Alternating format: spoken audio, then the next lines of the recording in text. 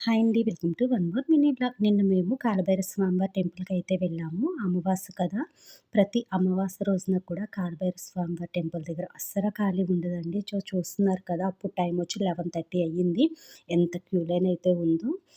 ప్రతి అమావాస్య రోజు కూడా ఇక్కడ కూష్మాండ దీపం అయితే వెలిగిస్తారండి. గుమ్మడికాయని కట్ చేసి అంటే బూడిద గుమ్మడికాయ ఉంటది కదా! ఆ గుమ్మడికాయనైతే ఇలా రౌండ్‌గా కట్ చేసి, ఆ మధ్యలో ఉన్న గుజ్జు తీసి, అందులో నువ్వుల నూనె, నలుపు, ఎరుపు ఒత్తి వేసైతే వెలిగిస్తారండి. ఆ దీపారాధన చుట్టూతా పైనొచ్చేసి నవధాన్యాలు వేస్తారు.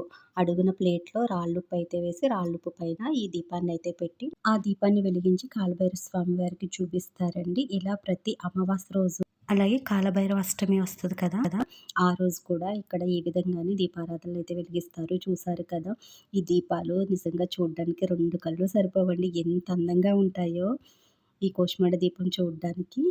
ఇలా వెలుగుతూనే ఉంటాయి. ప్రతి ఒక్కరు తీసుకొచ్చి బయటన పెడతారు కదా! కొండెక్కినవన్నీ కూడా ఇలా పక్కన తీసేస్తూ ఉంటారండి.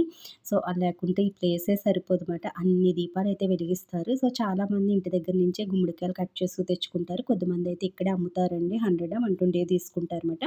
అవైతే తీసుకొని మనం వెలిగించుకోవచ్చన్నమాట. ప్రతి అమావాస్యకి ఇక్కడ హోమం కూడా చేస్తారు. అలాగే ప్రత్యేక పూజలు కూడా ఉంటాయి. హోమంలో ఎవ్వరైనా పాల్గొనొచ్చు. ముందుగా మనకి ఇక్కడ టికెట్స్ అయితే ఇస్తారు. హోమానికి టికెట్ అయితే తీసుకున్నట్లయితే హోమంలో పాల్గొనొచ్చన్నమాట. ప్రతి అమావాస్య రోజు కూడా ఇక్కడ హోమం అయితే జరుగుద్ది. అలాగే అన్న సంతర్పణ కూడా జరుగుద్దండి. ప్రతి ఒక్కరూ కూడా ఆ రోజు అమావాస్య అయినప్పటికీ కూడా స్వామివారి ప్రసాదం అయితే తీసుకుని వెళ్తారండి. మేము చాలా సార్లు వచ్చాము కానీ ఎప్పుడు అన్నప్రసాదానికి అయితే వెళ్ళలేదు. అమావాస్య కదనేసి ఎప్పుడు వెళ్ళలేదండి. కానీ అక్కడ ఉన్న వాళ్ళు ఏంటంటే అమావాస్య అయినప్పటికీ కూడా కాలభైరవ స్వామివారి ప్రసాదం తింటే చాలా మంచిదమ్మా, అదృష్టం ఉండాలి అనేసి అయితే అన్నారు. ఇంకా సర్లే అనేసి మేమైతే అన్నప్రసాదం అయితే తీసుకున్నామన్నమాట. ఇంకా ఫుడ్ అయితే తినేసి ఇంక బయటకొచ్చేసాము. అక్కడే అన్నప్రసాదానికి అమౌంట్ అయితే ఇస్తున్నారండి. సందాలిస్తారు కదా! ఇంకా అదైతే రాయిపించేసుకొని బయటకొచ్చేసాము. ఇక్కడ ఈ అమ్మాయి హెయిర్ చూసారా? ఎంత పెద్ద హెయిర్ ఉందో నేను ఫస్ట్ చూడగానే షాక్ అయిపోయానండి. హెయిర్ ఎంత లాంగ్ ఉంది, అలాగే అంత ఒత్తుగా కూడా ఉందండి. ఈ మధ్య కాలంలో ఇంత లాంగ్ హెయిర్ అయితే ఎవ్వరికీ ఉండటం లేదు కదా! ఎంత మనం కేర్ తీసుకున్నప్పటికీ కూడా జుట్టు అన్నది తెగ ఊడిపోతుందన్నమాట.